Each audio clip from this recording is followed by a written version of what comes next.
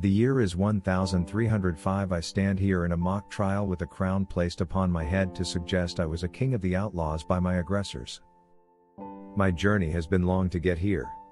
I know what my outcome will be, but I must stay strong. Today I stand before you accused of treason against the crown.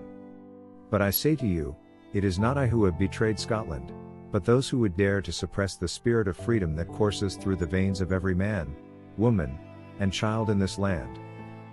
I am here to speak the truth, to shed light upon the injustices that have befallen our beloved Scotland under the tyranny of English rule.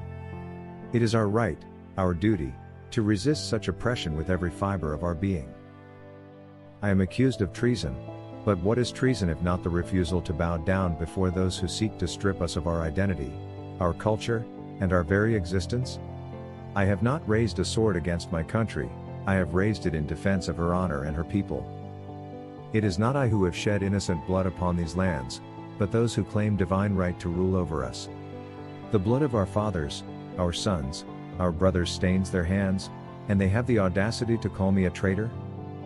I have fought for Scotland, for her people, for the right to determine our own destiny. And if that makes me a traitor in the eyes of this court, then so be it. But mark my words, my lords and ladies, the spirit of Scotland cannot be extinguished. It lives within each and every one of us, and it will continue to burn bright, no matter the outcome of this trial.